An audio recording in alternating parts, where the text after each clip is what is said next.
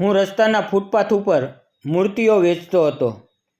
એક દિવસ એક સુંદર મજાની યુવતી પોતાની નાની દીકરી સાથે ગણપતિ લેવા આવી.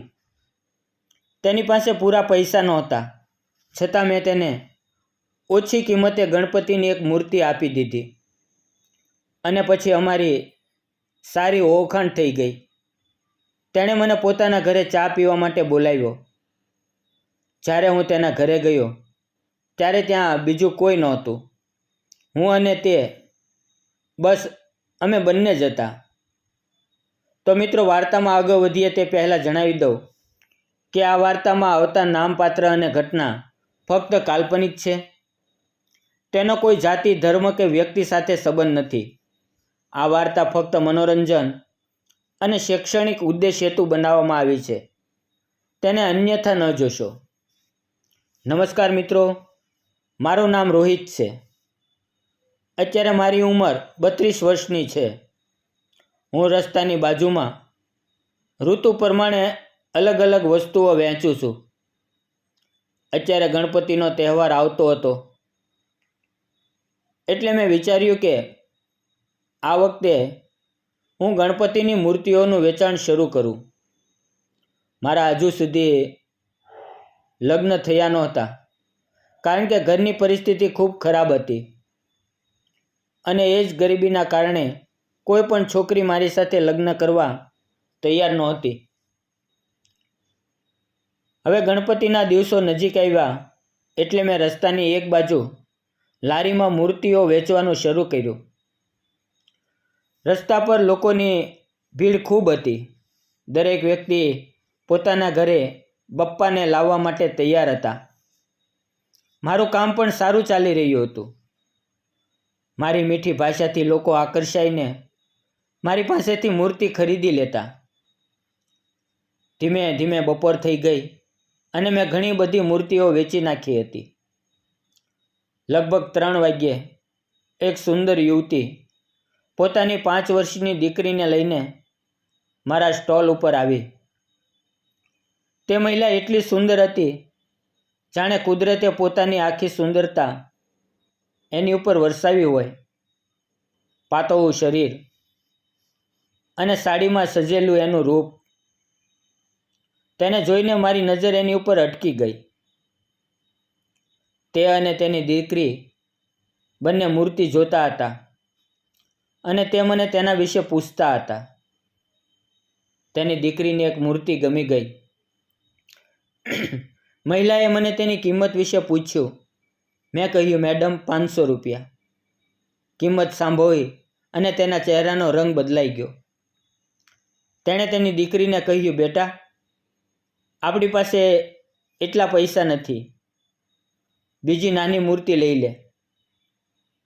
પરંતુ તેની દીકરી હઠ કરવા લાગી અને રડવા લાગી.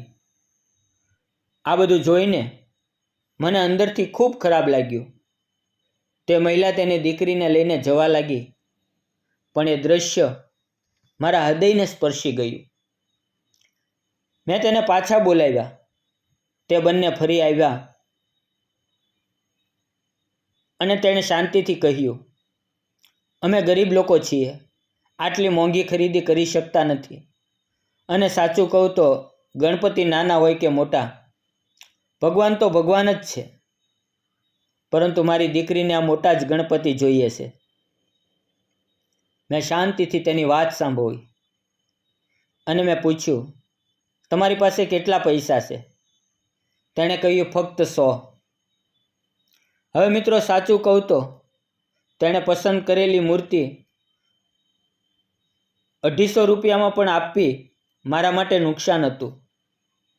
પણ 2 દિવસમાં મેં સારો નફો કમાઈ લીધો હતો. મારી આંખો સામે દીકરીનો નિર્દોષ ચહેરો ફરી રહ્યો હતો. હું મનમાં ને મનમાં બોલ્યો, ભગવાનની મૂર્તિની સાચી કિંમત પૈસાથી નહીં, શ્રદ્ધા અને ભક્તિથી થાય છે.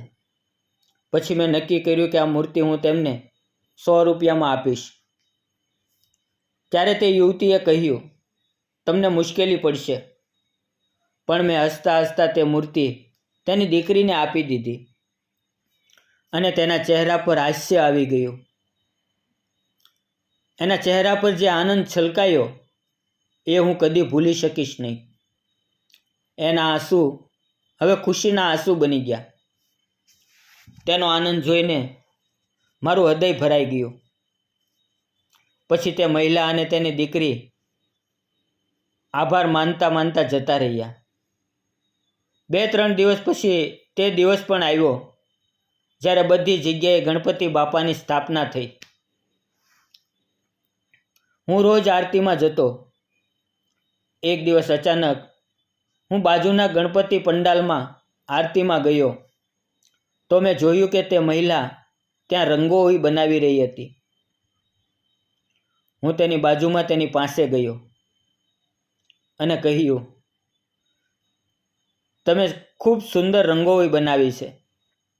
તો તેણે મારી સામે જોયું અને બોલી,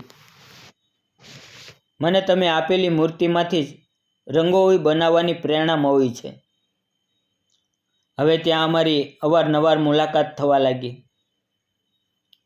એક વખત તેણે વાતોમાં કહ્યું, હું વિધવા છું. 2 વર્ષ પહેલાં મારા પતિનું અવસાન થયું છે.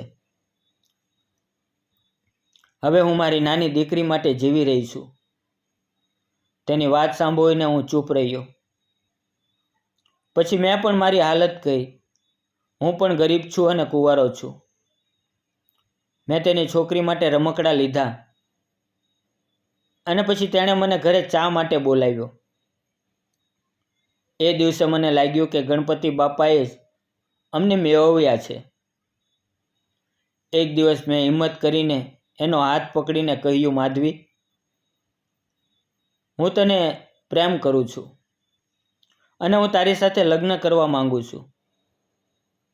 હું તને અને તારી દીકરીને ખુશ રાખીશ. મારી વાત સાંભળીને તેની આંખોમાં આનંદના આંસુ આવી ગયા. થોડા સમય પછી અમે મંદિરમાં જઈને સાદા લગ્ન કર્યા. ઘણા લોકોને આનંદ થયો, આશીર્વાદ આપ્યા અને ઘણાએ ટિપ્પણી કરી. પણ અમને દુનિયાની ચિંતા નહોતી. અમારી માટે માત્ર એકબીજાનો વિશ્વાસ અને પ્રેમ મહત્વનો હતો. આજે હું અને માધવી અને અમારી નાની દીકરી ખૂબ જ ખુશ છીએ. મિત્રો, સાચા દિલથી પ્રેમ કરીએ છીએ. સાચું કહું તો હવે અમારી જિંદગી પૂર્ણ થઈ ગઈ છે. મિત્રો, સાચો પ્રેમ ક્યારેય રૂપ, પૈસા કે અમીરી જોઈને નથી થતો. સાચો પ્રેમ એ છે એકબીજાના દુઃખ સમજીને, મુશ્કેલ સમયમાં સાથે રહીને જીવનભર નિભાવવાનું વચન આપવું. જીવનમાં કેટલી મુશ્કેલીઓ આવે પણ જો સાચો સાથી મળી જાય તો દરેક મુશ્કેલી નાની લાગે છે. પૈસા કે સમાજ કરતાં વધારે જરૂરી છે દિલને અપનાવવું અને વિશ્વાસ. અને સાચો પ્રેમ ભગવાનની કૃપા જેવો હોય છે. તે જ્યારે મળે છે ત્યારે જિંદગી ખરેખર પૂર્ણ થઈ જાય છે. મિત્રો, આ નાની એવી પ્રેમ કથા જો તમને ગમી હોય તો એક નાની એવી કોમેન્ટ, લાઈક અને સબસ્ક્રાઈબ જરૂર કરજો. ફરી મળશું આવતીકાલે એક નવી વાર્તામાં. ત્યાં સુધી આવજો અને વિડીયો પૂરો જોવા બદલ આપ સૌ મિત્રોનો દિલથી ખૂબ ખૂબ ધન્યવાદ. ફરી મળશું આવતીકાલે મિત્રો. ધન્યવાદ.